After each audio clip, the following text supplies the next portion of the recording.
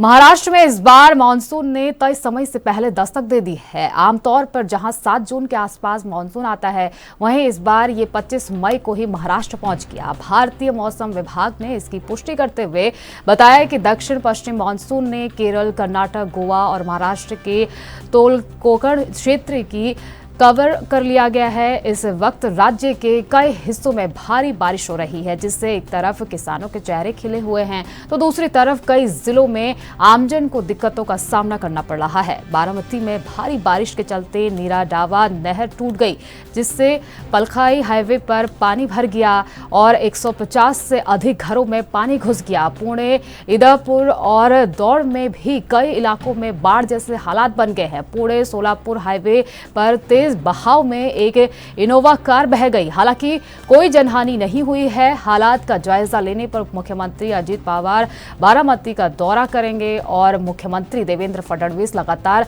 हालात पर नजर बनाए हुए हैं। बारामती सांसद सुप्रिया सुले ने नागरिकों से सतर्क रहने की अपील की है। वहीं डिप्टी सीएम एकनाथ शिंदे ने भी पुणे और नासिक के जिलाधिकारियों से रिपोर्ट ली है और सभी एजेंसियों को अलर्ट रहने के निर्देश दिए हैं। मौसम विभाग के अनुसार अगले 2-3 दिनों में मॉनसून मुंबई में भी पहुंच सकता है। इसके साथ ही कोंकण, रत्नागिरी, सिंधुदुर्ग, कोल्हापुर और सतारा जैसे जिलों में भारी बारिश की चेतावनी जारी की गई है।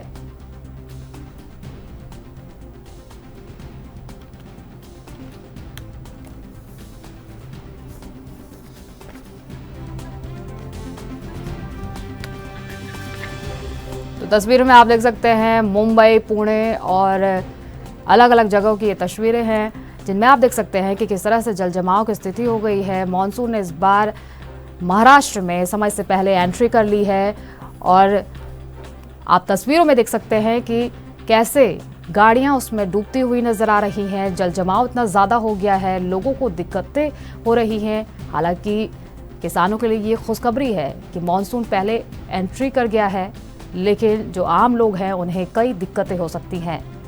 तो अभी से मॉनसून ने महाराष्ट्र में एंट्री कर ली है। वाशिंगटन, पुणे और मुंबई की तस्वीरें आप देख सकते हैं।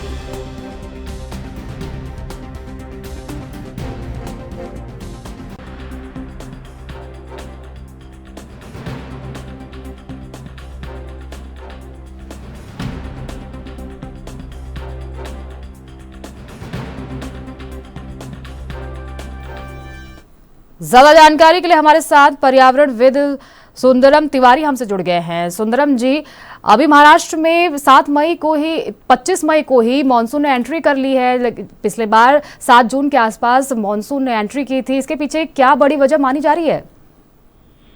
नमस्कार सोनिया जी, आपके दर्शकों को नमस्कार करता हूं। जैसा कि मानसून ने एंट्री पहले कर चुका है और कहीं ना कहीं ये जो आम जनमानस है, जो किसान है, उनके लिए फायदेमंद है, गर्मी से राहत है। लेकिन जो शहरी क्षेत्रों में लोग रह रहे हैं उनके लिए कहीं ना कहीं ये परेशानी का सबब बन गया है। जैसे महाराष्ट्र की बात करें, इसके पहले 2 दिन अगर पर दिल्ली की बात करें तो हमने देखा कि पूरे सड़कों पर एकदम जल भराव हो गया है। ये कहीं ना कहीं जो कारण है, पिछले कई सालों बाद मैं देख रहा हूँ कि मानसून लगभग 14 सालों बाद और भी कह लें उनके पहले ही मानसून आ गया है। ये कहीं ना कहीं जो सबसे बड़ा कारण है एनवायरनमेंट क्लाइमेट चेंज की, वो कहीं ना कहीं देखने को मिल रहा है कि पर्यावरण असंतुलन का जो कारण है इस तरह को देखने को मिल रहा है। इससे क्या हुआ कि मुझे लगता है एजेंसियां भी तैयार नहीं थी, जो संबंधित एजेंसियां थी वो भी तैयार नहीं थी, प्रॉपर इंतजाम नहीं किया गया था। जैसे कि पिछली बार मुझे जहाँ तक याद है 7 जून को शायद महाराष्ट्र में मानसून ने एंट्री करी थी। आज पहले आ गया तो एजेंसियां तैयार नहीं है। जो शहर में रहने वाले लोग हैं उनको कहीं ना कहीं समस्या हुई है, और लेकिन किसानों को और जो ग्रामीण परिवेश में रह रहे लोगों को, उनको गर्मी से कहीं ना कहीं राहत मिली है। और जहाँ एक तरफ थोड़ा राहत की बात है, ज़्यादातर परेशानी का सबब रहा है, क्योंकि जैसे मैं बार बार कह रहा हूँ कि एजेंसियाँ तैयार नहीं थी, पानी निकासी की व्यवस्था नहीं थी और भी संसाधन पर्याप्त रूप से उपयोग में नहीं आए थे, तो ये कहीं ना कहीं परेशानी का सबब है। जी सोनिया। बिल्कुल सुंदरम जी, मॉनसून ने पहले एंट्री कर ली है, ये हमारे इकोसिस्टम के लिए अच्छा रहेगा या फिर बुरी खबर है? क्योंकि हर मौसम में आप देख रहे हैं गर्मी अभी इस वक्त कम पड़ रही है, लोगों को जरूर राहत जरूर मिली होगी, लेकिन क्या ये हमारे इकोसिस्टम के लिए सही है? नहीं, बिल्कुल ऐसा कह सकते हैं कि बिल्कुल सही भी नहीं है और गलत भी नहीं है, दोनों बात है। जैसे गर्मी की हम बात करें, हम देख रहे हैं जो गर्मी का मौसम है वो सब मौसम में कहीं ना कहीं परिवर्तन को देखने को मिल रहा है, और मौसम जो परिवर्तन मिल रहा है वो कहीं ना कहीं कई फसलों के लिए भी अच्छा होता है, तो फिर देखते हैं जो तैयारियां नहीं हो पाती उसके लिए बुरा होता है। तो दोनों चीजें हैं, मिक्स चीजें हैं, लेकिन ज्यादा से ज्यादा क्योंकि नई जो प्रजातियां हैं, अनाज का पैदावार है, उन पर भी बारिश का असर पड़ता है। तो किसानों के लिए भी बारिश के साथ साथ अच्छा भी है लेकिन बुरा भी है, दोनों कह सकते हैं। तो जो पर्यावरण असंतुलन हो रहा है, मैं ओवरऑल यही कहना चाहता हूँ, जो पर्यावरण असंतुलन हो रहा है उसी के कारण आप देख रहे होंगे कि ठंडी पहले आ जाती है और जल्दी खत्म हो जाती है। कई अभी इस बार जैसे बारिश पहले आ गई, गर्मी कम पड़ रही, फिर बाद में जो ठंडी का मौसम शुरू होना होता है वहाँ गर्मी शुरू हो जाती है। तो कहीं ना कहीं ज्यादा फसलों को नुकसान पहुंच रहा है, जो उस क्षेत्र की जलवायु है, जैव विविधता है, उनको भी नुकसान पहुंच रहा है। जी सोनिया जी। बहुत बहुत शुक्रिया सुंदरम जी इन तमाम जानकारी के लिए।